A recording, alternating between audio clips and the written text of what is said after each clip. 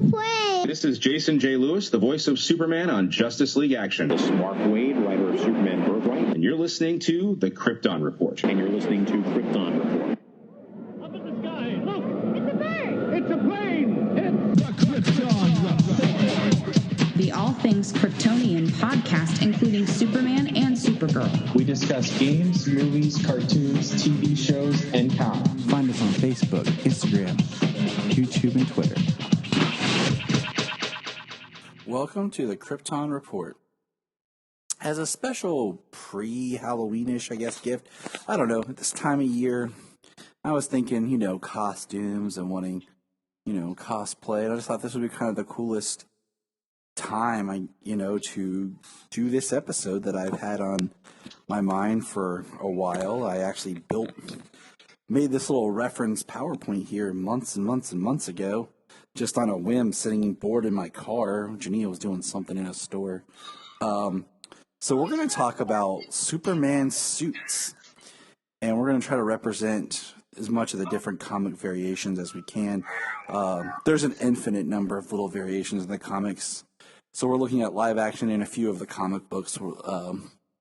But as always, I am your hostess with the mostest who boasts about nothingness. I don't know, Tyler. And with me, as always, is my other half, the Superman of Red, the mighty man, the muscles, the strength, James. Hey, did you just watch Beetlejuice? Is that what you got going on there? No, it sounds like it, but no. Actually, I don't know. I just like watching different stuff with the kids. It just kind of, stuff just comes to you. Yeah. Yeah, well, it's spooky season. Halloween lasts from like September 1st until Thanksgiving. Oh, yeah. So spooky season lasts all that whole time. So it's kind of like Nightmare Before Christmas season. Kicks off October 1st and runs till December 31st. Exactly. Like at Walmart, we were there yesterday. And of course, they've already started putting out the Christmas decorations. And they have a nice little pocket where it's the Halloween decorations. And the Halloween decorations end with Nightmare Before Christmas. And then right next to it's the Nightmare Before Christmas decorations. And that's where the Christmas decorations start. Well, that's clever. I'm sure that's not everywhere. I think that's like specifically that store. I'm not going to give Walmart that much credit for coming up with that's a good way to transition. That's cute. No, I'm just going to give this store some credit. Yeah. So, but hey, let's kick off a good, fun, old-fashioned costume discussion. So here we go. All right. So we're pulling up our little slides here, and the first one that we see is Ray Middleton. You got that up, James? Yes, I do. So this is a colorized photo of Ray Middleton from the World's Fair. And I'm going to put this slideshow up when the episode drops so people can see. But Ray here is wearing blue. It looks, okay, when I look at this, I think of the old Halloween costumes that look kind of plasticky. Because how his S shield is, it's black with the red S, but it all looks painted. It's just a straight triangle with the largest. It even says Superman on it. Yeah, and the boots just look like somebody wrapped plastic around shoes. Yeah, they do. This looks like a very this is the kind of homemade costume your mom makes you real quickly, so you feel like Superman's running around your house. Because even the yellow belt is looks like just a one of those old military style belts painted yellow. Yeah, looks like it even has the trunks kind of popping up and hanging over the top of it. Yeah, and that's just it's just kind of what it is, That was Ray's, really quick interpretation, and You know, it was the I mean, first one. like a real first costume, though. You know what I mean? Yeah, I mean, it was, Outside of comics and cartoons. so I mean, it's not horrible. I mean, when you look at Action Comics #1, it's pretty true to form. So I give it a pass. You know, I'm not gonna hate on it. Like, it's just it's one of those pieces of history, and it's nice to see. And I you know, everyone should check it out. Not a whole lot to go over with it, but I mean, I give it a pass. Yeah, it does. I mean, it does kind of have, you know, like the more triangle like shape and the black behind the S, like it was back then, like it was in the comics and like it was in the Fleischer cartoons. Speaking of Fleischer cartoons, that's our next slide. Because it's the only real big difference that was in an animated style, especially for the time. This is our next introductory to the character. For anybody who's thinking like on a timeline, the 1941 Fleischer cartoons, and I have always loved this symbol. You know, the thin gold outline, the black, and then that just popping bright red S. Yeah, and yeah, the cape is just down to the knees. I was actually getting ready to say that, but I was like, you know, it's something that we get into our more of our live actions. I kind of want to bring up. What is your preferred style of cape? And you know, we will continue with this, but the Fleischer cartoon is just beautiful. Like the look of him in the cartoon, it's amazing. I mean, there really is no other way of saying it. Oh, absolutely. I mean, they took inspiration from the Fleischer cartoons for, like the serials and George Reeves. The Clark Kent look, and then the pose, the hands on the hips, and even the way the light shines from behind and everything. So what makes it more interesting when we get to the next one, which is the Kirk Alyn suit, which is the first filmed live action, and of course being shot in black and white. His suit is very hard to tell, but I mean, it looks more along the lines, okay, if you look at his shirt, if you look at like his cuffs, they look very like a shirt, like a thermal style type shirt, like the way that it fits on his wrists. Yeah, it's literally just got your stretchy, your elastic wrist cuffs that you have on most any long sleeve shirt. I mean, even to this day. And it's one of those, I'm like, okay, you know, like, all right. And what color were the suits when they filmed them in black and white? Weren't they like gray and brown or something like that? Yeah. When they filmed them in black and white, because like the blue and the red didn't show up like black and white like that. Yeah, it looked muddier, and so it's a gray suit with like a brown boots, trunks, and cape.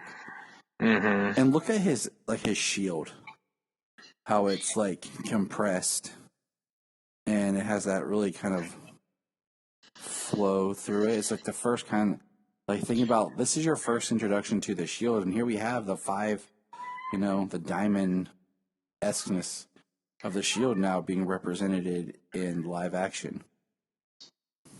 Yeah, and the S that actually goes from like top to bottom and completely from side to side. More of what we will come to know. And like we said, the cape is at the knee. Now we're going to jump over to George Reeves here, and this is a colorized version because the show originally did start in black and white, and then went to color. And I just like the colorized because I love the colorization process for like old television and things. The way it just pops. Like, it just looks like one of the It's coolest very things. bright. Yeah, if you ever watch any older films that were done in oh crap, it was not Technicolor. It was like a Technicolor process. But when they converted them, like when they actually converted them to Blu-ray, like it just has such a unique pop to it because they overdid the color when they first went to color. They wanted everything as bright as possible. So when you get that, like, one example is the old Errol Flynn Adventures of Robin Hood on Blu-ray because it was remastered for Blu-ray. Looks awesome because of just how the colors pop. And it's like, here's an example. So looking at George's suit, it's very similar to Kirk's, except George fills it a little bit better, more of a bigger build. George had a bigger build, but Kirk actually had more of a V-taper Yes. to his physique, to his frame. Yes, he did. Well, George was known to, be a smoker and a drinker and things like that. He was not necessarily Superman outside of the suit. One thing, to notice is his cape. His cape is thinner and longer. Like if you look at Kirk's, if you go back, his cape is wider. Like it's wider on his frame and it has the knee. If you look at George's, it doesn't really go past his body. And his cape stops just a little bit below the boot. And his boots are they're not knee high, they're like mid-range boots. Yeah, they're pretty close to, 2/3 to 3/4 of the way up his shin. Yeah. Yeah. So I find that interesting. Just, I don't like the cape. Like, we'll start picking apart things, what we like and what we don't like. I don't like his cape. The length is fine, but I don't like the thinness of it. Yeah, how it just comes out of the collar and it's really thin across. It doesn't drape out over his shoulders. Yep. It's like doing the cape but not wanting to do the cape. Yeah.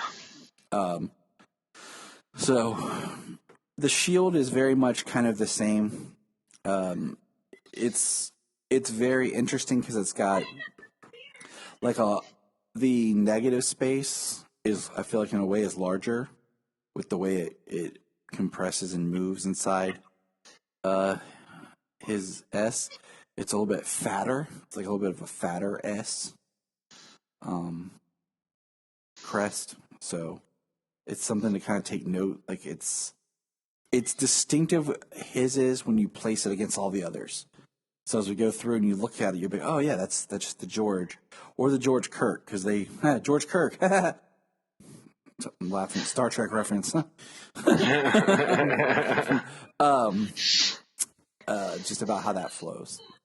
So, all right, now we're gonna get to the horribleness. This makes me cry, but I had to put it on here because this is the podcast. This is David Wilson, who we probably maybe mentioned once. From the it's not one I'm familiar with. This is from the television production of It's a Bird, It's a Plane, It's Superman. That's horrible, but I have it. And his suit looks very just over the counter, but it's not over the counter because they wouldn't do that. But, I mean, the boots look all right.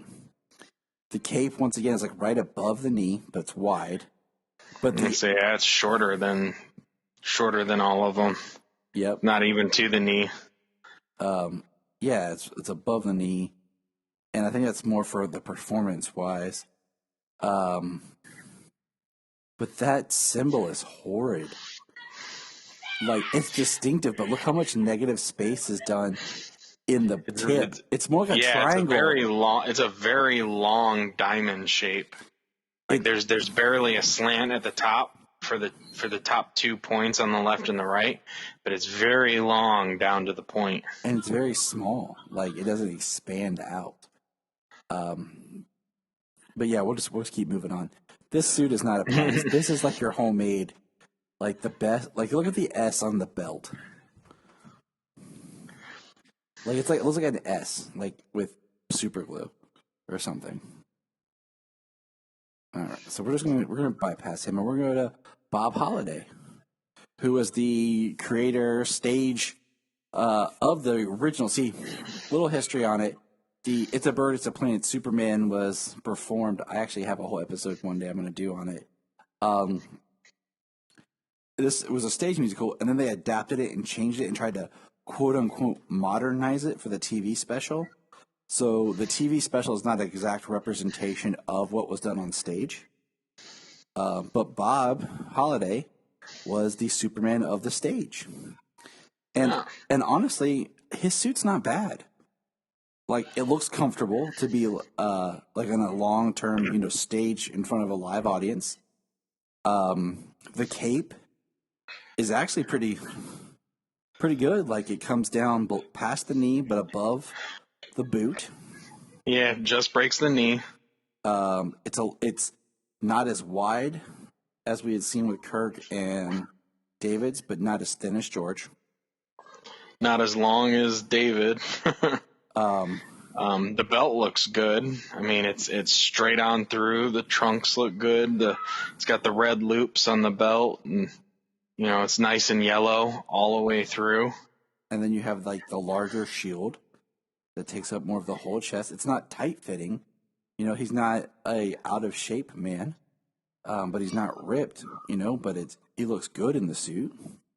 One thing I wanted to point out about like back at George's was his trunks didn't look like, I hate to use the word diaper, but like George Reeves even said before he felt he was wearing a diaper on the outside. Like it was a very high waistline too. Yep, it didn't help. Yeah. But I give Bob, it is more of the time, yeah. I give Bob Holliday's a pass. I like it. It's like classic. Oh yeah, if this was a homemade suit, like this is a really good classic homemade suit. It would have been awesome. Like it would have worked even on the television, I think, series. So now we keep moving forward. It would have been an improvement on George's suit from the show. Yeah. So now the next suit is none other than the great Chris. I mean, frankly, his suit's awesome. Okay. And not much changes like that we could really like tell from a lot of photographs between Superman 2, 3, 4. There are some changes in material and stuff, but it's all very similar to the same suit. His boots always looked bigger to me, I think, than what they are. Because they come up really high, but they have a really deep cut in them that make them not look. Yeah, it's all the way up over the calf. It's not quite to the knee, but it's all the way up over the calf. Yeah, and it's like his knee sits perfectly in the crease of the boot. Mm-hmm. I will say we're getting picky, but the belt always looks a little too plasticky for me. Not as much like a belt. But the cape looks great on his shoulders. The S crest just is immaculate. And then once again, we're at that cape where it's like right below the knee, at the top of the boot. Yeah.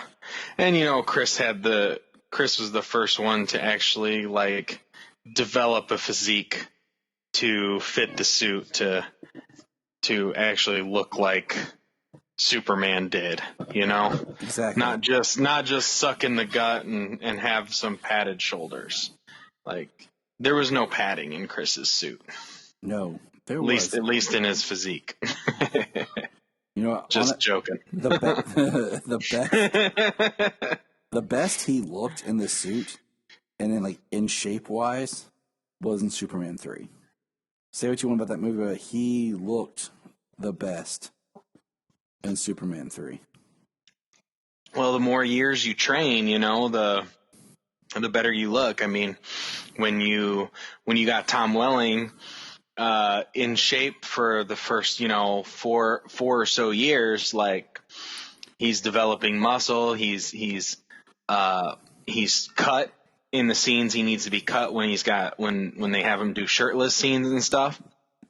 But then by the time you get to 5, 6, 7, 8, and 9, like he's just big. He Good got night, Solomon. bigger because it takes, Yes. because training for 5, 6, 7, 8 years to maintain a physique, you are naturally going to build muscle. He put on, I forget what he said he put on over the 10 years of training.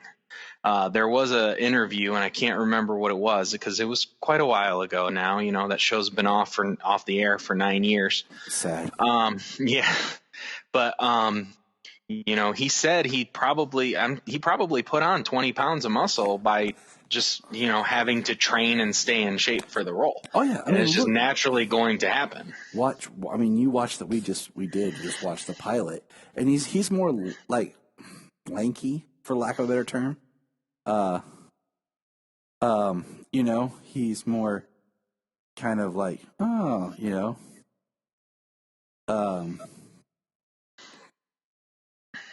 do you call it? Than anything you would see later. Like as the series goes on, like you said, he gets bigger and bulkier in like those middle years. And I mean, like you said, the more you do it, I mean, was it Hugh Jackman looks the best physical in The Wolverine? Because he basically did, or Days of Future Past. Yeah, he looks the best in Days of Future because he did The Wolverine, then went straight into filming Days of Future Past. So he had to keep doing the routine for so long. It just built upon what he already had. Yeah, and he got big he tried to put on muscle too for the role of Real Steel to look like a boxer, so he tried to, he did, in between which films, I can't remember which ones specifically, he trained to gain some weight, trained to get bigger and have more muscle. So then he put on muscle, and then he had to get shredded again to play Wolverine. So then, after 15 years of training, hard training, he was jacked by the time he did his scenes in Days of Future Past. And he got huge from X-Men 1 to X-Men 2. But then you add another 10 years on top of that, 13 years on top of that. He was a specimen, and when it came down to it. That's the reason they called him Huge Jackman. Huge Jackman. Well, I mean, the guy could leg press 1,000 pounds. Does not surprise me. Even for his small legs, just because he's tall, he was strong.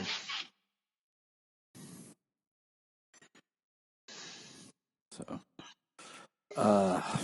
man,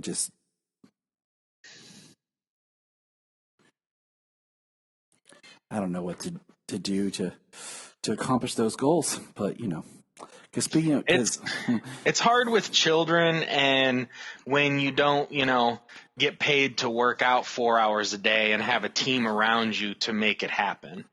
Yeah, I mean, it's like, I get it takes dedication, but dedication is sacrifice. But I think it can also be considered neglect for some things when you have to take care of your kids, and you are just taking care of your family. But speaking of Jack Chris, boom, there's a picture right there. The next suit we have is the evil Superman. Some people say Bizarro. I'm not really sure because I don't really call it Bizarro Superman, but the darker version of Superman from Superman 3. And the costume is basically the same. It's just darker. Like it's more of a maroonish dirt red with a darker blue. And I kind of like the blue, to be honest with you, because I feel that Chris's regular suit's much more of a skyish blue, very light blue. I kind of like a little bit slightly darker blue. But in this photo of the evil Superman, you can see how jacked he is. Yeah, how much bigger he had gotten.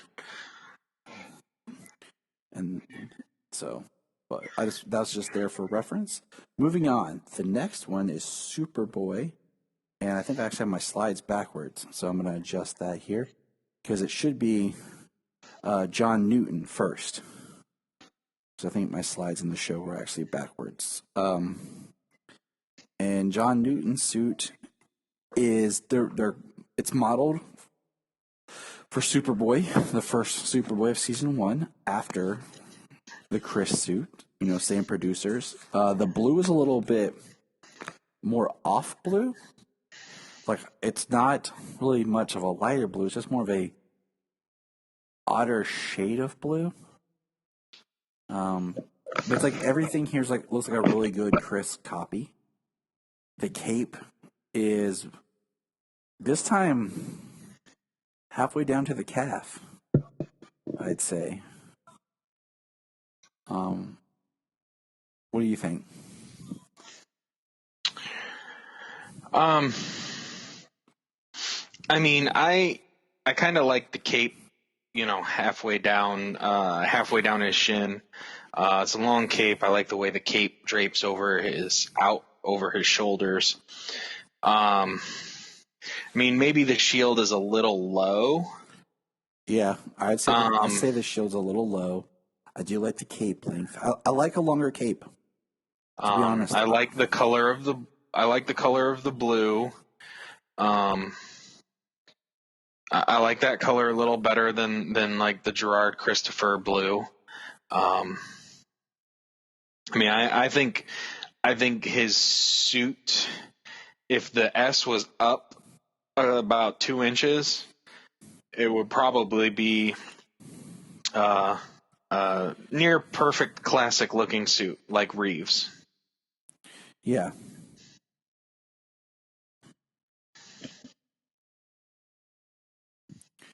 So you said Gerard will jump over to his. Gerard's costume is pretty similar, but the cape is back to being wider and shorter. It has a little bit more of it's not an angle, but like it's not straight across. There's like a flow to it, almost like a rounded end.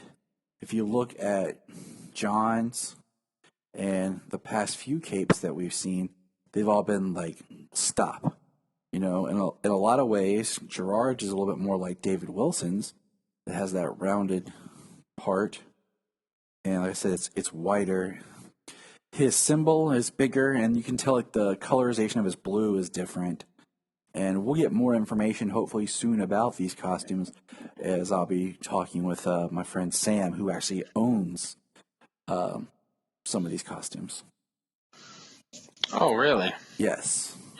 That's cool. So I like Gerard's bodysuit, and I like his boots.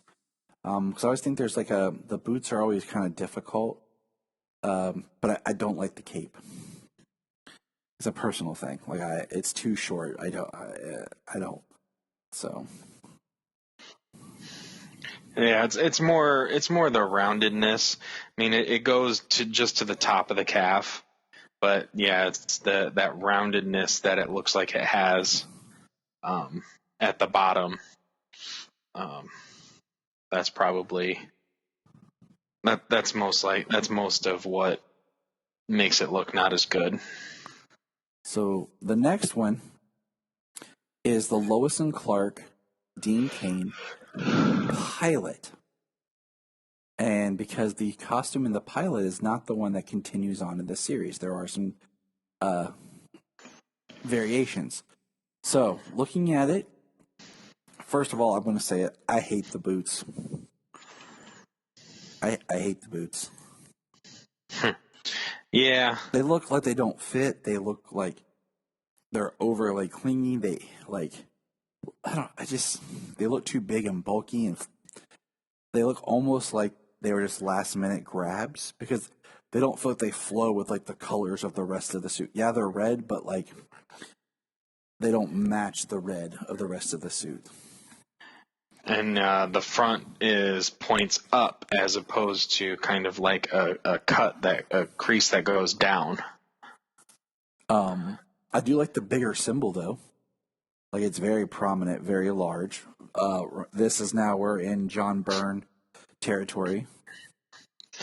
I do like the bigger symbol that Dean had throughout the entire series. He did have a larger symbol. The pilot, the way the cape attached over the shoulders and to the front. I mean, it's reminiscent of like Tyler's cape now on the CW, but also like the way the neckline of the suit, it was like really far down, down on his chest. So like that pushes the whole thing down. Like that makes the symbol go down farther. It looks like the tip of the symbol is almost to his belly button. Yeah, I mean, it nearly is. And like that, so the biggest thing visually right off the bat is the shoulder for the cape. Because when we jump to the next slide, which is what I refer to as version 2, it's completely different. Like it's the same boots, but the bodysuit looks like the same bodysuit, and the belt looks the same, the trunks look the same.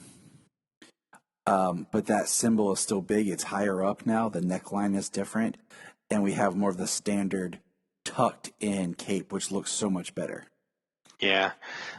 It's like I've seen costumes, like when people do their costumes or cosplay or maybe even what they do on some of these shows, that the cape is not attached to the shirt. The cape is not attached to the suit.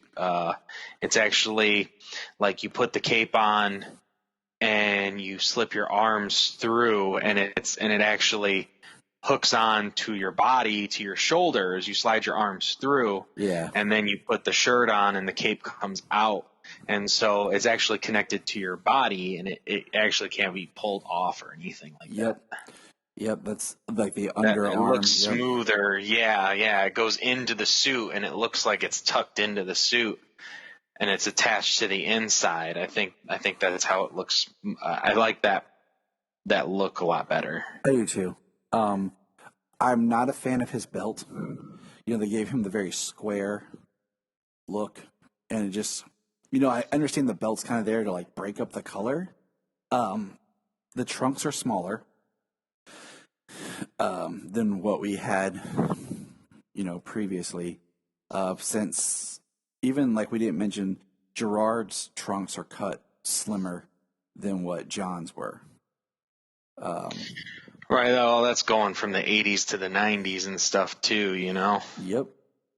But other than I like the cape. Like the cape always, the material for the cape always looked good because it felt very breezy, very flowy. And lightweighted.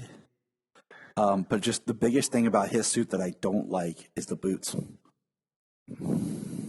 So here's our first specialty costume, which is Dean Cain's third costume, which is his Kryptonian and his version of kind of the black suit in season 3, I believe, or is it season 4? I'm drawing a blank. I think it was the beginning of season 4. It's been a long time. I hadn't gotten caught up on it yet. So. Yeah, I watched it, and when I watched it, Jeannie and I were watching it just straight through when we first moved in. It was kind of like in the background, and we just went straight through it. So some of the stuff runs together. But it's solid black. He has black boots that blend in really well. Like the black boots look good, except for the blue toes. He has blue cuffs. And then he has just a giant blue shield. Like the outline is blue, the S is blue, and it's big and it's prominent. And it looks good. I mean, it fits Dean's physique and shows off. And For an alternate costume, I like it. You know, for like a Kryptonian styled costume. It's just kind of neat, you know, a different kind of representation. It's always kind of neat to kind of see the idea of the Superman costume without a cape.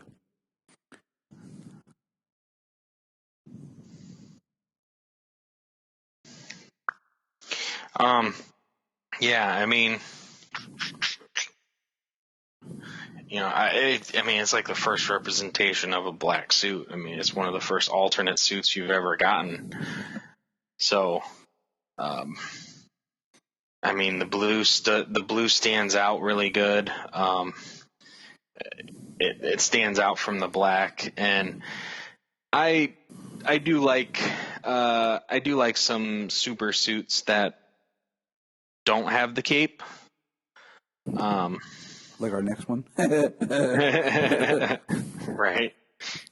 I do like some suits that don't have the cape. I mean, I like different variations of Superman's suit, obviously. I mean, it's why we're talking about them. So It's also just kind of neat to see how it's translated through time. Like, you know, I think it's interesting that I'm sitting here looking at a picture over on my shelf of the Return of Superman where he's wearing, it's the scene where he's back and he's wearing the black suit and he's running with Superboy behind him in steel, and he's got the big silver S. As one, it's interesting, like, why Dean's suit wasn't done like that. Why the blue, you know? yeah. Now we're going to move on to the greatest cosplay suit of all time. And that is from Smallville, Tom Welling in blue shirt, red jacket, or red shirt, blue jacket. Dum, dum, dum. It's like the easiest cosplay ever. The one that you jeans, boots, and the one you kind of just fall into and don't realize you're doing, and then you're like, man, I'm cosplaying Superman today. Or the one I kind of do every day of my life, like, oh, blue shirt, throw on the red jacket. right. The unofficial suit, like, at first it was kind of like, oh, that's kind of neat, like a kind of a wink, like, oh, he's wearing a blue t-shirt with a red coat, cool, you know? And then it's like, oh, a red shirt and a blue jacket, okay, cool. And then, of course, that was like how they did Bizarro, is they put him in like a darker red shirt and a darker blue jacket. Yeah, because then at that point, Clark was always in the blue shirt, red jacket. Yeah, constantly. Like, you almost never saw him without it, you know? Yeah. And it kind of got, like, old, like, okay, does Clark ever change his clothes? Like, does he just, you know, own a giant set? But it was right. It was a cool like what happened to the farm boy who wore plaid all the time? My favorite is there's an episode in season 1 that I reviewed for Always Hold On Smallville, and he's wearing a yellow flannel. I about lost my junk watching it. I was like, oh my god! It's a Clark golden... actually has more than like two shirts. Well, like we were pointing out the other day watching the pilot, and then I watched, like, the next day I watched a few more episodes of season 1 with the kids. Like, he wore his, like, brown jacket, and he had his flannels. I'm like, you know, and then they just got lazy and just, you know, here we are, blue shirt, red jacket, blue shirt, red jacket, blue shirt, red jacket. Until season 9, we get the Blur outfit, because, you know, where he, like, supposed to be done being Clark, and he's just now, where it's basically it's his black costume. Big, thick, black. Yeah, it's Clark in the Matrix. Neo Clark. He just doesn't have any sunglasses. But it's basically him wearing a black trench coat, black jeans with thick motorcycle black boots, and then a black t-shirt with, like, a gray spray-painted symbol. Well, I mean, it's the idea of it, like, being all black and having the gray symbol on the shirt is the idea of when season 8 ended, Doomsday didn't kill Superman, but for all intents and purposes for Clark was dead. Yes. He was only Kal-El, and he was only the Blur. So it was like, it was the symbolic changing from the colors to the black and the silver, like he did in the comics when he came back. Exactly. Like, it's symbolic. Yeah. I just like the idea, like, it's just kind of like spray painted, but it's the first time he's wearing the symbol. Right. which, I liked it. It was cool for Smallville and what they were trying to accomplish in it.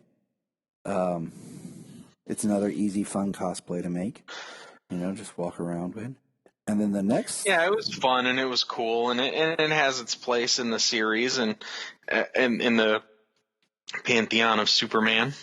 I wish they would have made a figure of it, because then I would round out and have all 3 of my Smallville figures. That would be awesome. I have my... Let's petition McFarlane to do it. We're already working on Val-Zod here, okay? Just one at a time. Well, we can't get enough Superman figures, man. We can't. I have a shelf that tells me that I can't. Right. The next one is my favorite. Not just because I have this jacket hanging up behind me, and my wife is amazing, but as I'm jealous. Yeah, that was a great Christmas morning. I do have my Bane leather jacket, though. Yeah, you do. I would have taken my wife and spent marital relational time with her had it not been that there was relatives around and it was Christmas morning, and I was so overly joyed. Insert the boys' favorite line. Insert my favorite line from the boys. Yep. Season 2. I'll let the listeners do the whittling. But I like this look. Episode 7, Season 2. There you go. Pick it out. It's still red shirt or blue shirt, red jacket. But it's neat because now he has like a dark blue jean and like still those bulkier boots. But now he has like a red motorcycle jacket with his symbol on it. And I like this because I feel like this was the Smallville super suit. Like this was his kind of Superman suit on Smallville. And I liked it a lot. Like I have a really cool picture of him in that suit on my wall because I thought it was awesome, The shirt is a lighter blue, very much a sky blue. And if you looked at if you think about the costuming of Smallville, Cyborg, Green Arrow, Flash, and this jacket, they're all kind of hoodie, zip based. Oliver's is like a vest. Aquaman's is like a zipper on a wetsuit. Wetsuit, yeah. So this jacket fits that style of all kind of being like hoodie, jumpsuit, athletic wear. And had he suited up, quote unquote, in Crisis, this is what I wish I would have liked to have seen him do. Because this felt a little bit more true to me, to character, than the actual super suit that he would, quote unquote, try to put on. Yeah. I mean, they did, in the show though, they did give him the actual Superman suit in the finale. Even though he never wore it, it was referenced that he has the actual Superman suit. Yeah, because Jor-El took it and put it in the fortress until he was ready for it. Yeah, took the suit that Martha made from him and said, "You know what? Screw you. You're not ready for it yet. I kind of wish your Earth mother gave this to you, but I say you're not ready." I kind of wish, honestly, from a story point of view, I kind of wish that this jacket would have appeared a little earlier than when it did. One, because maybe if he would have wore it or something at the last episode of season 9, has a rebirth symbol where he's fighting Zod instead of still being where he was, or he got it at the start of season 10, because he gets a couple episodes in and it just comes out of nowhere. He just comes walking down a hall. He walks out onto the roof, the roof of the watchtower there, and he's in this, and it's pretty early on in season 10 when he gets in this, but then he doesn't wear it that often throughout season 10 either. No, he doesn't. Sometimes I always watch season 10 just to see the jacket. I'm about to put it on. I should freaking put it on. But we did this and took pictures of myself walking around the house. Heck yeah. I'll do it tomorrow. Just out of boredom. So the next suit, and we were doing timeline, but I thought, compressing and doing all the Smallville together was the best way to do it, is Brandon Routh for Superman Returns. And And flat out, I will say right now, I hate the cape material. I hate the boots. I don't like the darker red, but I like the trunk style. And I actually really like this belt. This is probably my favorite belt, to be honest. Yeah, I like the symbol's pretty. The symbol's pretty unique. I mean, it probably could be a skosh bigger. The blue looks really good. The red does. The red, the maroon. I always didn't like that. I always thought it was too dark. The yellow isn't like a bright yellow. It's almost like a goldish yellow, which I liked. The material looked great except for the cape. You know, it just looked too heavy. It does, and that doesn't come up again. It looks just too leathery, bulky, heavy. It doesn't look comfortable. It doesn't look like it would float in the air. What we need it to. So, I'll always like the blue colorization of this suit, though. Like, I like the blue of the Superman Returns suit. Yeah. It's my second favorite colored bodysuit of modern time right now. Well, it's very interesting too with this suit. You know, when you actually got when you get close-up images of this suit, like there's little S's all over the thing, which I don't like. That was like that 2000s. Everything's got like texture. Think Spider-Man, which I take it back because that was Michael Wilkinson, if I remember right. It would later go on and do like, you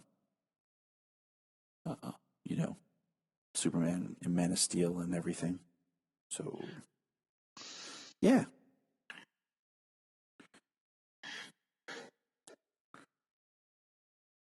So, and everything, you know, everything in that movie, so much in that movie being so beautiful to look at, and the suit having the things that it does and making it not as good to look at.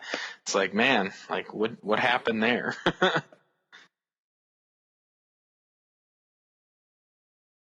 I mean, because no matter what, that was a beautiful movie. Oh yeah. Gotta, you know, I'll always give it that. The cinematography and the art and the direction, the visuals. It was a gorgeous looking movie. You could watch it with the sound off and just look at it the whole time.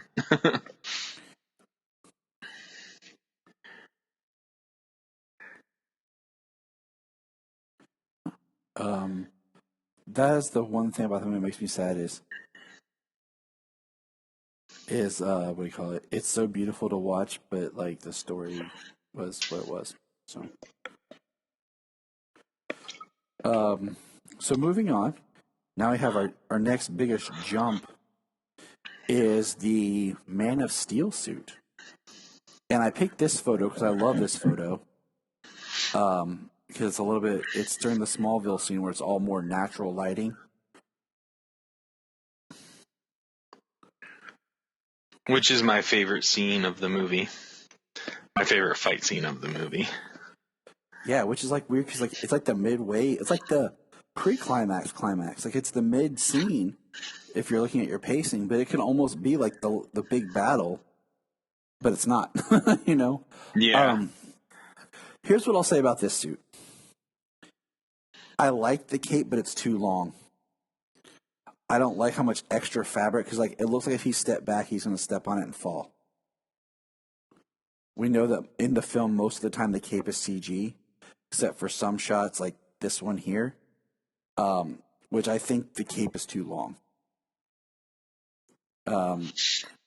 It's neat, like the idea is our first major Superman suit non-trunks.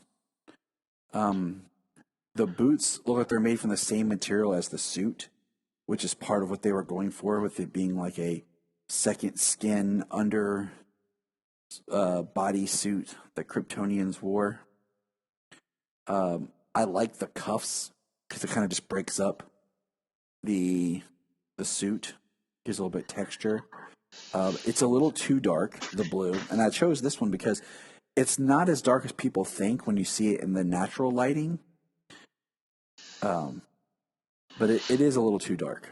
Yeah, they desaturated they desaturated the colors in the film, so it makes it look darker than it is. So it's not that dark. The waist, like around the sides, in the middle, like right along the waist, like I never had a problem with that, but like the way it kind of comes off of the buckle and like goes up underneath the arms, Yeah. like all the way up to the lats and everything, I was like, what's that? It's that the same way I feel about going down the leg. Had we seen like maybe Jarrell in this, like his, we see him quickly in his bodysuit like this, but if we had seen maybe how the armor connects and works, maybe it serves some port to way armor connects on the Kryptonian or something, would have Right. been different. But we really didn't see how the armor connected to the suit. The top part, like it's very like it's thick at the collar line to where it stops and the cape goes out from it. Looks a little rubbery. It is like Cavill is ripped, but this definitely has more. It's skin tight, but it does look like it has padding in it somewhat. I think this one less than what we'll get to. The boots have the V cut, but if you notice, it only has like the one stripe. Of the way the I boots was work. gonna say, yeah, a little less than like say Justice League, because when we go to the BVS one here soon, like Cavill was even bigger Oh my come gosh. come BVS than he was in Man of Steel. And I mean, the Man of Steel scene when he comes running out of the water after the oil rig scene. I mean, the guy is just massive. You mean the scene where And he you're was sitting even there in bigger. the theater and you're me and you realize, you know what, I should work out. Yeah, right. It's like that. It's like that TikTok I got shared and I shared to you guys. It's like I know I won't be that jacked, but I could beef up a little bit. Janine might like me better, So Right. Well, then you'll be healthier. that's the main point. I do want to work on that. The sexual attraction is definitely a plus, but Yeah. being healthier is the more important I have part. 2 little kids that constantly want me to pick up everything. So yeah. Absolutely. So just connecting to that one, we never get a great shot of it, but we do get the black suit in this film, and it's in the nightmare scene, and it's so quickly that it's almost blink and you miss it. But I did want to reference it because we will get to see it better coming up, here, because when I made this slide, they hadn't released the Snyder cut, but the black suit, it looks good. It's just, it's like solid black. Like it's not like black with a silver. Yeah. That you would kind of think like it's black everywhere. It's exactly like the way that Zod and Richard Citrone and all the other people suits were. Right. Well, it's interesting, honestly, when you think about it, because like all of the suits from Man of Steel, they were all black. Like Zod and everybody on Krypton, this nightmare scene for Cal in Man of Steel, they're all black. The ship, and when he gets the black and silver suit from the Kryptonian ship, that Kryptonian ship is 20,000 years old. So 20,000 years ago, they had a little bit of color. That's where the blue and the red came from. So back then they had some color. And as time has progressed, they've become even more cold, even more sterile, and they're like flat black. You know what I mean? That's why I like talking with James. He gets it. There's a little bit of silverish looking at the pictures of the upcoming style to his black suit. That's still pretty dark, And you're right, because even like Jarrell's suit's a dark blue with like a black symbol when he is on the back of Haramba. Or was it? No, it wasn't Haramba. What? Haraka. Haraka. I was thinking about the ape. Rest in peace, bro. You know, so Harambe. Yeah, that's what I was thinking about. I was like, rest in peace, man. But no, you're absolutely right, because you know that is worth pointing out, like how it was. And I always felt like the ship, it would have been kind of neat if they had done some sort of dialogue, like why is it his suit? If you just heard like a like Kellex type voice, like you know, like as if like they had the suit, but then it was they put the symbol of whoever house it was, you know, Right. onto it. So I think I always You know, thought that was the one thing I was wrong about when it came to BVS, and then further on, I thought the ship was going to be his fortress of solitude It was. in the Arctic in the middle of nowhere. Well, the fact that it crashed and then that's where it stayed was in the city. Like, is it still going to be able to be his fortress? You know, so. because it was only his fortress for whatever time between the time he flew it out of the ice and the time Zod took it. Exactly. That was it. You know, he didn't have anything beyond that. I know. I mean, he died after 18 months, but still. So we could have got more out of it. yeah. All right. But now we get into the BVS suit, which out of all of Cavill's suits, I like this one the most. Yeah, this one's my favorite. It's a brighter blue, which I like. The symbol is more prominent. Those like there's the gold, more like the gold square, and like a little bit more gold on the hips for like the illusion of the belt. There's like a light blue. Like I prefer the wrist designs from the Man of Steel suit to this one, but now I'm just nitpicking. But that's what we're doing. Yeah. The cape is still, a tad long. It looks great when he's walking, though. Yeah. And when he's standing there, but it seems impractical because it's like it's dragging on the ground. And what's interesting, it doesn't He go flies, but, so. It doesn't go as wide as you would think. You know, like it's not as narrow as George, but it's not as wide as some of the others. I like the symbol being more pronounced, the gold, the reds in it. This one, though, like has a little bit more like in the legs. It feels like it's more padded, even though Henry's as jacked as he is. And I wonder if sometimes creating the padding on the suit helps with like stunt doubles to keep a very same look and shape. Like if they put more padding in the stunt doubles costume to match like the actor. Or whatever. That makes sense. So that it kind of helps keep the same shape, so that the shots look the same. And because I've seen the scenes of like behind the scenes of Henry's stunt double and everything, and he doesn't look as big as Henry, but it's hard to tell because he is wearing the costume. So it makes you just kind of wonder. But this one definitely has more of. It looks like it's more sculpted than the Man of Steel suit was. Yeah, and that's probably more it than more padding. It's more just to look more sculpted than it did before. Yeah.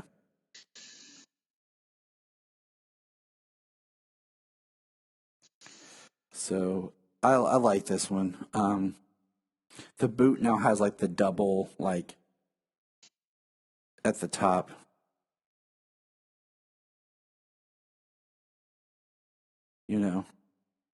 Yes, which I think looks fine. I like it.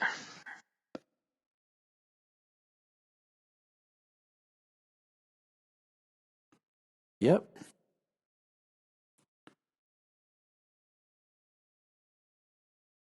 So moving on to one version of the Justice League, the Justice League theatrical version. I guess we could call it. And we've had discussions about this where it's a brighter blue. It looks more sculpted because I don't think Henry was in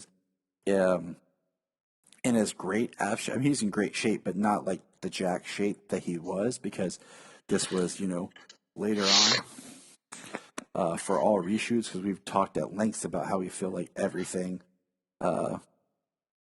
he did was reshoots in that film, except for like a couple of scenes. Nearly every single close-up and almost everything he says is reshot. It looks like it has a more silver tone to it, which, I mean, it should be a little bit different just because, this is him back, and now that we know what we know about certain things in the production, it makes me kind of wonder. Well, they do have a special feature on the Justice League where they do talk about his suit and everything, and the underneath suit, there's actually an underneath suit, and it has like a chrome underlay of muscles. So all the muscles have this chrome, are all sculpted with a chrome look to them, like a shine over them, so that when they put the blue bodysuit over top of that, it literally shines through. And in my opinion, it looks horrible. Yeah. I agree. I don't like the Justice League suit. So, And for all intents, it looks almost identical to BVS, except for the color and the brightness, and the silver shining through. yeah. I mean, you're absolutely correct. So, the next suit I put in here was worth mentioning because of some changes, but it's Zachary Levi's stunt double pretending to be Henry Cavill in Shazam. But I wanted to put it in here because there are a few adjustments that I actually kind of dig. And that's the red, like in the belt. What do you think, James? I mean, I like it. It's almost closer to the Rebirth, the early Rebirth era, where it was like just like the red in the middle and then red along the sides. I mean, this has still got the gold square in the middle, gold rectangle in the middle, but it kind of looks like it's forming more of a belt. I mean, I like the red like this because I feel like that's it's like a way of honoring the trunks and their color without actually having to do it. Without actually having to do the trunks. Because like we've said before, I don't mind the trunks in comics, but in live action, I think the trunks are very hard to do. And I say that hard to do because we'll get there in a minute. But I do like the use of the red in there. Yeah. It gives a little bit more color definitely to the suit. Right. I definitely, agree. The trunks are,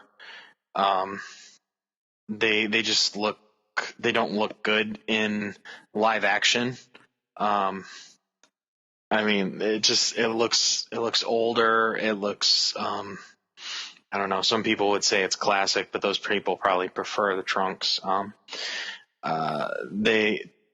They just look older. They look old style. They look out of date. They can look weird in live action. In comics and out of comics, I mean, I prefer Superman without the trunks. Different styles, belts, what have you, to break up the upper body to the lower body, separate, add a little bit more color in there, things like that. I mean, like coming up in Future State with John Kent's Superman costume. His is completely blue, doesn't have any trunks. He's not wearing a cape, but he's got more red in the upper body too, more red out across the shoulders and down the arms and everything. So he has more red. It's not just a full blue bodysuit, kind of like how these are in live action. Mm-hmm. There's something that breaks it up. Yeah, but it's straight blue through from the chest down. There's no trunks. There's no, you know what I mean? So, I mean, I prefer it that way. I mean, we'll get to modern comics here as we get a little further, and I can delve into that or at least my pet peeve on it when we get there. So the next suit is the 2016 Tyler suit, and his suit is interesting. I will say this. Quick first example. 1, cape length. All right. Hate the cape material. Hate the boots. Like, I hate the boots. Hate the belt. I like the bodysuit. The blue bodysuit. I actually really like the bodysuit. It's got a different feel to it, a different texture. The actual crest symbol, it's rubbery, but I actually like it. Looks cool. If you ever look at it up do you like the little yellow spots on the outside of it? It's like there's 4 little yellow spots on the belt, on 4 corners. No, on the symbol. Oh no, that's weird. It's weird. The way the cape attaches is weird because it's like the cape hooks, but then like it still goes around his neck. It's odd.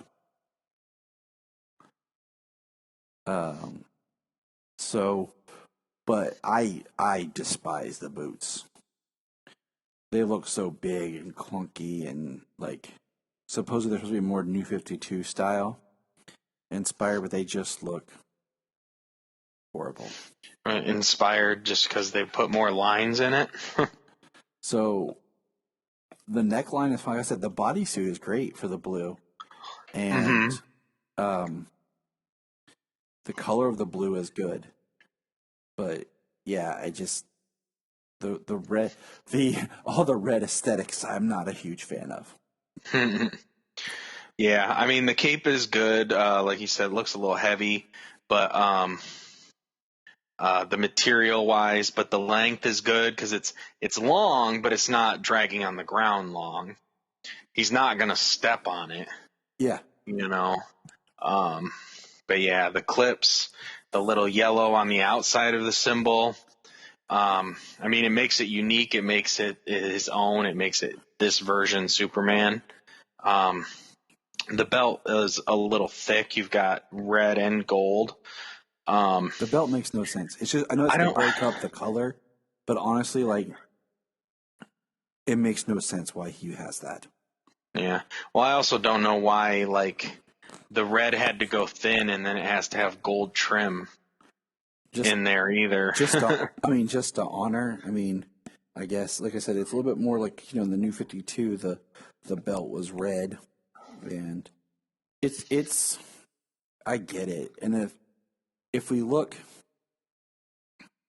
I threw in a picture of him in Crisis because it's the same suit basically, but it looks darker. The bodysuit looks darker in Crisis than it did when he premiered on Supergirl. And I just wanted to kind of point that out. Like, it looks like it's the same suit with a darker blue bodysuit. Because the big one is then when we get to Elseworlds, which is his black suit version, and I like this suit. Yeah, the boots look good. Maybe the dip, the crease down the front, is maybe that's too far down, but it's not like, and that's just nitpicking at it. But they're not the big clunky looking boots. All black, the black and silver. The black and silver looks better in this belt style. It even looks better with the silver on the little silver spots on the outside of the symbol, like the yellow spots. And it has the collar, like the new 52 suit. And that's the thing, like, I like about, I think the suit looks good with the collar. Like in this, I think the collar looks good. The boots look better. They're sleeker. They're slimmer. The same kind of material for the bodysuit, and everything. And I think it works. I mean, I didn't put this slide in, but I should have. But if you want to Google real quick, the Mon-El suit, how they put Mon-El is basically the same suit, except the color's inverse, but it's a blend because I like the style of the belt.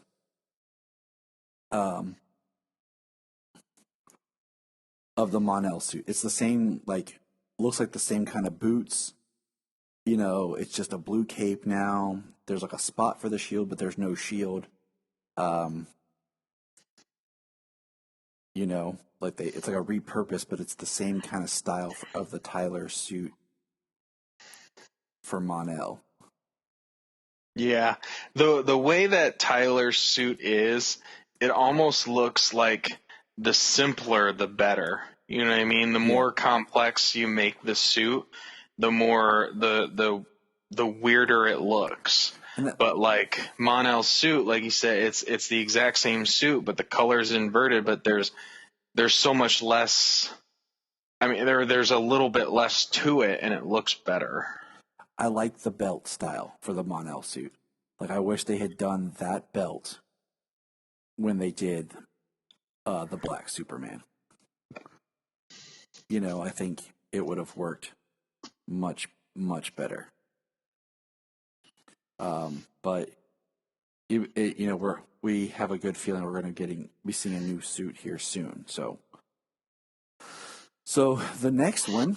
That's what they've said. They said that the suit that he wore was not designed for continuous production like a show. So, you know, they have to create him a new suit.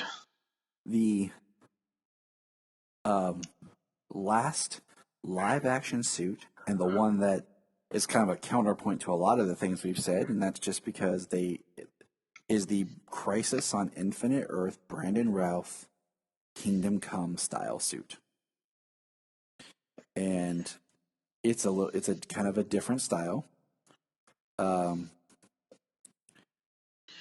And I like it a lot. Yeah, I think he looks great. It's padded. It is. You padded. know, you can see the padded muscles. The symbol looks like a symbol on top of the suit, but it looks really good. The cape material looks good. It's long, but it's not on the ground. This is my favorite cape. My favorite blue bodysuit. The blue looks really good. I mean, Brandon Routh's just tall and has huge feet, so the boots just look really big. Yeah, I mean, and they look not as bad as the suit. Like, I wonder in some ways, like, they were trying to keep it like this is where the Superman Return evolved into. So, like the way the trunks are cut, more like a brief. Yeah. Than like a full on, just like it was before. I think it looks more like an actual set of trunks kind of a thing, less like a set of underwear. Yeah. less like his tidy whities, tidy red, whatever. You know, it's still like an alternate costume, but it is like, I love it. You know, the belt is cool because it's different because now we're not using the gold, we're using the black. So the black looks cool with that style of S, and then the gold belt buckle in the middle. It all comes together nicely. And it looks great in motion, in live action.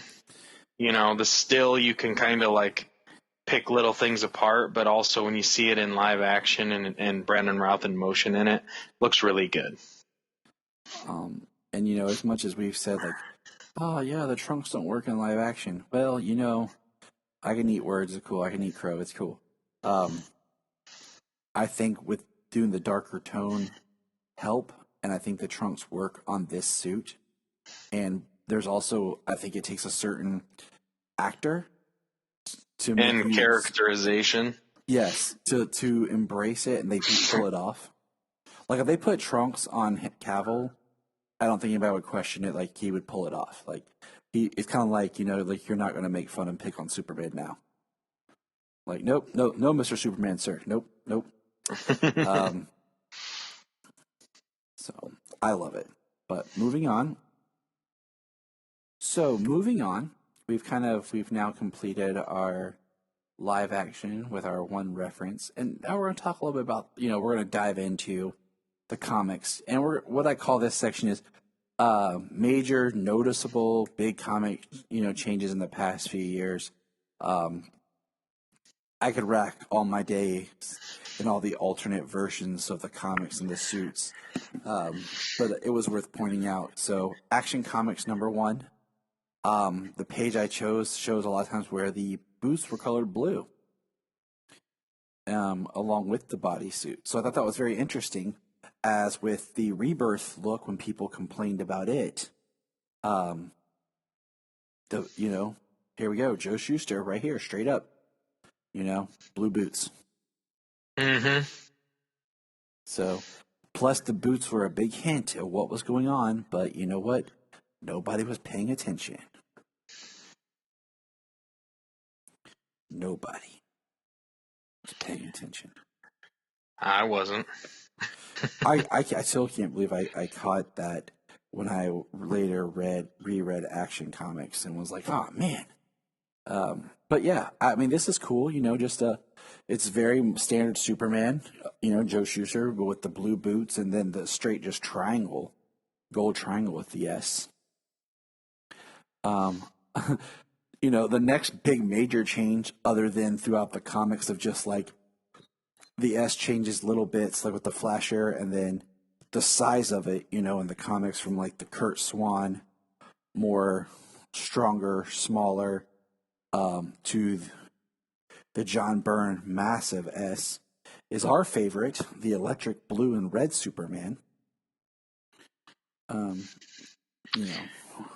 Yeah, no matter the stories or what you think about this era of Superman, I was a kid when this was a thing, and I thought the S's looked awesome, and I thought he looked really cool in blue and red, and just the electric. I mean, when I was drawing as a kid, I would draw these versions of Superman.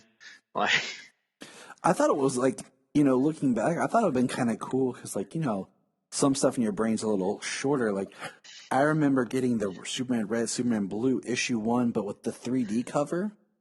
So having the 3D glasses were so cool. And we still need this back-to-back red and blue Krypton Report shirt shot. Oh, we're going to. That's what we need. We're going to. There's no doubt about it. I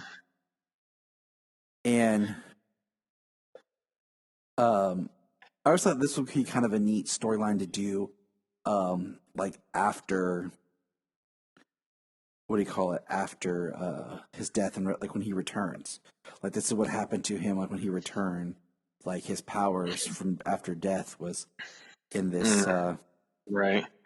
Well, it was cool how they used this idea also when they did the Reborn storyline, that there were red and blue powers is basically like the New 52 was like the red version or whatever, and the Lois and Clark, the one we know at the end of New 52 and in the beginning of Rebirth was like the blue version. Yep. And we'll get on that here in a second because the next slide is the 2011 New 52 Rebirth Reborn. And I picked these. I was trying to find all like Jim Lee drawings, but it didn't quite work out. But so the New 52 was a big deal because in 2011 we are getting the first images of the upcoming film, which would be Man of Steel, with no trunks. And now the New 52 is no trunks, and it's an armor. And I like, there's a lot of lines people always joke with about his suit, but I kind of like the idea. We've talked about this of it being his suit being alien, like armor, it kind of being Kryptonian based. It's kind of neat, just something a little bit different than the Ma Kent made the suit. And what's interesting is like this is like there's that initial New 52 Justice League drawing that Jim Lee did that was like plastered on everything, and I have pictures of it. I have 2 pictures of it around the house here. And it's on my coffee mug.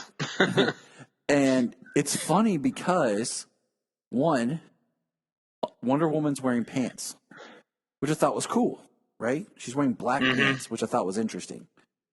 But but that never appears in a Wonder Woman book. Just this one Jim Lee drawing. And then Superman's very more lean. But then when you see him show up drawn by Jim Lee in Justice League Origins, he's a little bit bigger. He's not this kind of lean. The boots have that uptick like we talked about, and they're squarer. The one thing I do absolutely love with the New 52 storyline was the idea that the cape was Jor-El's, that he gave and put Cal in it, wrapped Cal in the capsule with, which I would love to see that translate to live action. I love the idea that Jor-El takes his cape off, that's like his father's, like kind of like a family thing, and wraps Cal in it so that not only does, like, you could even say if you want to do Ma makes him the costume, but then he takes the blanket that he had was actually his father's cape and puts the cape on. I like that. I think that's a little bit more strong, like just the imagery of Jor-El taking off his cape, and I think that's it's symbolic, and I'm rambling, but I like it. Yeah. I mean, I was gonna say, you want to stick in the New 52 here real quick. Like the Action Comics #1 in the New 52. I was going to point out the Action Comics. I was going to say, Action Comics #1 of the New 52, and then what later would be dubbed like the Truth storyline, because those are like the other 2 favorite cosplays. Right. It's t-shirt and jeans. Because that's the next slide. But I wanted to touch on, just finish up so right next to the New 52 is the picture of Superman Rebirth, which was also drawn by Jim Lee. But I think it's interesting how much different his Superman is. That looks more like regular Superman. But, well, the Rebirth Superman is the Lois and Clark Road to Rebirth Superman, the Superman from pre-Flashpoint. Yeah.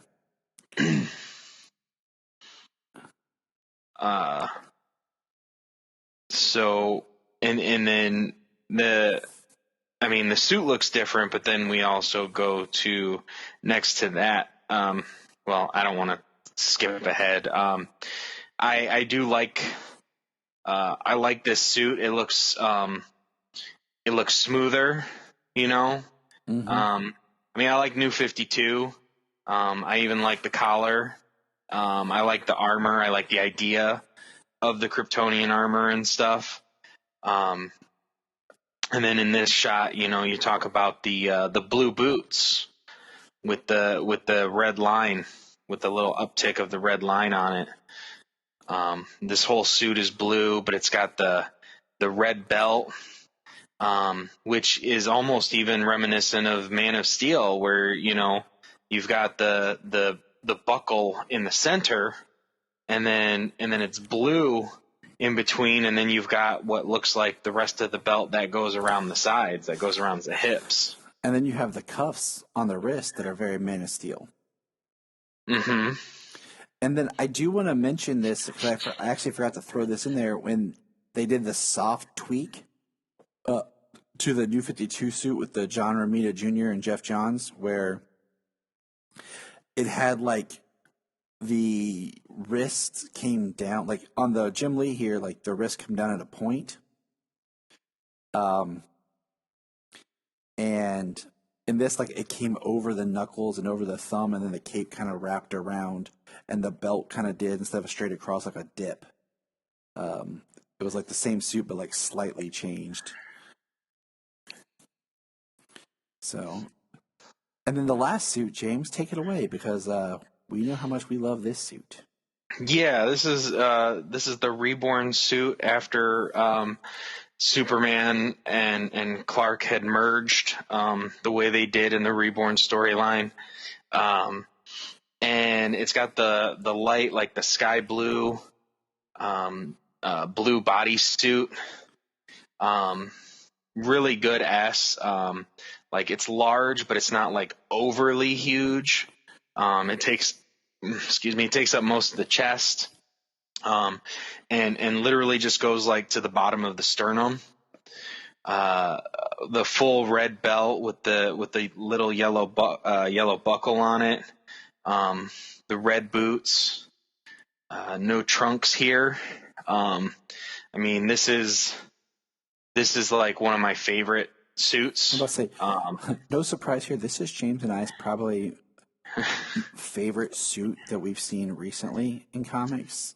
I mean, pretty close to all time so far. I mean, yeah, it's one of the best suits. The only I thing, like it without the trunks. The only thing I would do different, like I hate saying that because I always feel like I'm a critic. I would put the cuffs back. I like the cuffs. I think it just breaks up, and I think it's kind of cool. I mean, that's the only thing I would do different. Just throwing that out there. Okay. Yeah. Carry on. And then the thing about it is, what bugs me here is because the modern is the classic suit, back to the red trunks, and I mean it's the classic suit that it always was. I mean it's just the thing that bugs me is it was to bring back the suit. They gave a nice story reason why, giving Lois the Kryptonian suit so that way she would be protected when she went to space with John. But then she comes back in just a matter of weeks, and then it's never seen, heard from, or talked about or asked about again. They used it as an in-story reason to put him back in the classic suit, and that's it. Trunks are back. Yep. And so keeping in this error, jump to the next one, and that's where we have our Action Comics #1 from the New 52, where he's just wearing jeans and a t-shirt with Jor-El's cape. And then I put in the Superman Truth storyline, because he's back to like being depowered, but he has a blue t-shirt with the S that I actually like, more of the Fleischer style S. Mm-hmm. Because I think it's just, once again, it's that is like the that's the cosplay right there that I just would naturally find myself falling into every day before heading to work. Like, I guess I'm cosplaying Superman today. Imagine that. Superman again today. Oh, wow. Oops, me. My bad. Oh, well. And then I wanted Who could have seen this coming? So the next slide, I kind of put them together. Is the black suit rejuvenation suit from the Return of Superman, and then the black suit that we would get later in the Lois and Clark, which is the Superman that would then become the Rebirth Superman. Now, looking at the suit now, we can talk Yeah, about that's the pre-Flashpoint Superman. what do you call it? I see where like the Dean Cain got the blue from the toes, so I forgot there was the silver in the black suit toes. Because I mean, that's the Dean Cain suit that he had with the blue right there, but just it's silver. Yeah, I mean, literally, like it's the blue cuffs where the silver cuffs are, the blue shield where the silver shield is, and yeah, the blue toes where the silver toes are at. So it's just like, yeah. I don't know why they just didn't do more on that suit for, Lois and Clark, but it's like, okay. It's just Yeah. like, Yeah. The Lois and Clark suit, the comic Lois and Clark suit, they're at the end of the New 52. He's got the silver S with the black background. The picture we got here is a full silver S and silver background. And he doesn't have the cuffs. He's got a silver belt and silver boots. the only thing I would drop out of this suit is I'd drop the silver boots. Other than that, I actually pretty much like this suit. I mean, I prefer the boots to the silver toe. I mean, yeah, I'm not a fan of not a fan of the silver toe. Or like the solid like black gloves that he has, in the Rejuvenation black suit. But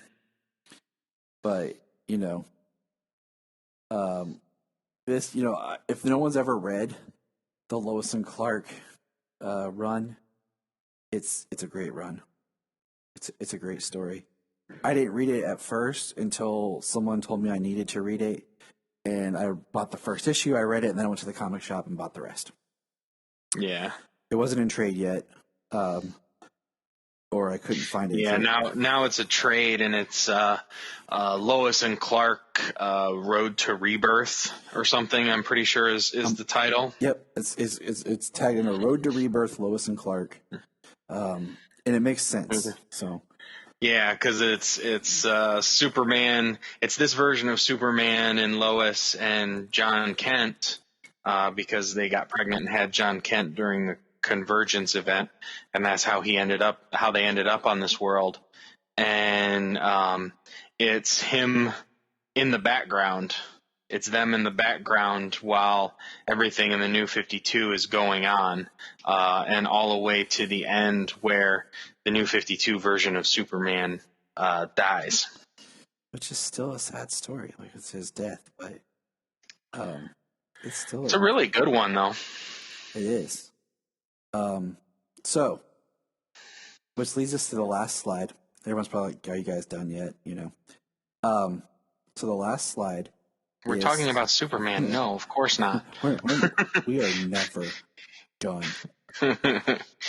Is the Jim Lee drawing of Superman from Action Comics 1000 to what the current look of Superman is. And honestly, I think this drawing, first of all, is one of Jim Lee's worst. I don't think it's a good drawing. Right. And I know I'm not trying to be like D-bag here, okay, people. I'm not trying to say, oh, Jim Lee sucks. No, he doesn't. Okay. I can't do better. Absolutely not. I can't do better, but what I'm saying is his cape looks horribly flat. It's so weird to look at this Superman after seeing the other two Jim Lee Supermans that we just looked at and discussed. And then when I look at artwork for Bendis's run, and you have Ivan Reis's drawing of Superman, that I think looks amazing.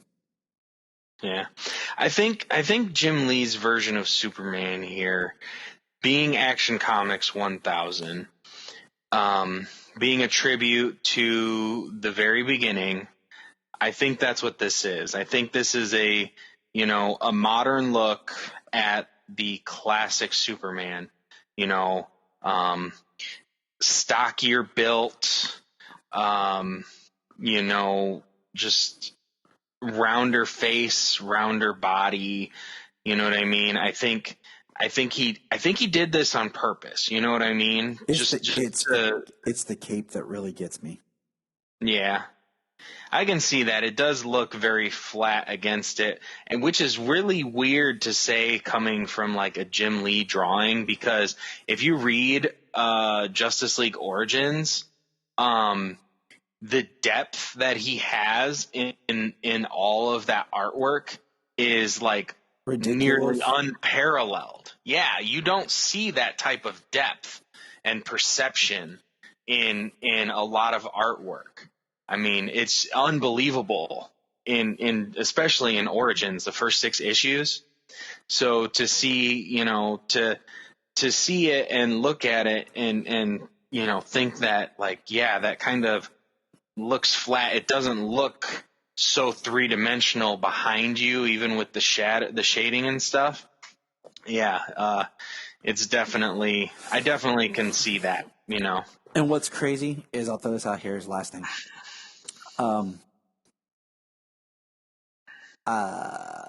It's the first to say. Oh, brain fart.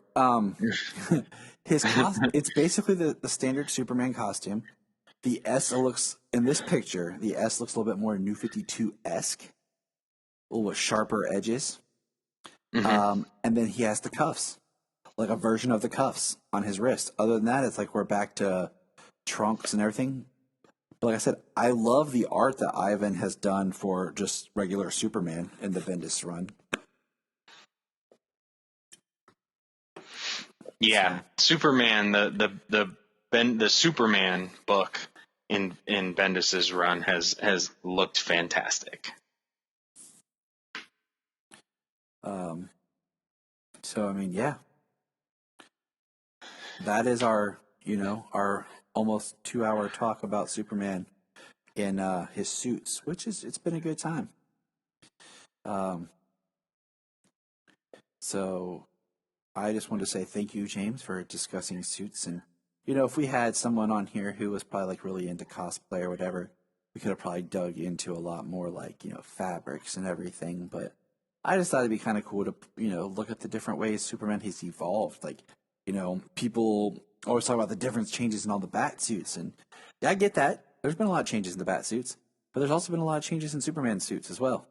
And I just wanted to, bring that knowledge to everybody, Yeah, it's our opinions on some of the suits. It's not every suit, but things we like, things we don't like. A lot of great suits over the years, and obviously a few duds, but I mean, it's iconic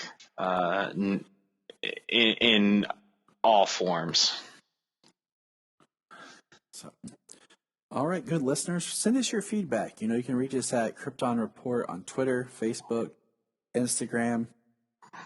Krypton Report Pod at gmail.com. Send us your feedback on what you think. Let us know how we're doing or what we could do better. And remember, look up in the sky. Look up in the sky. Look in the sky.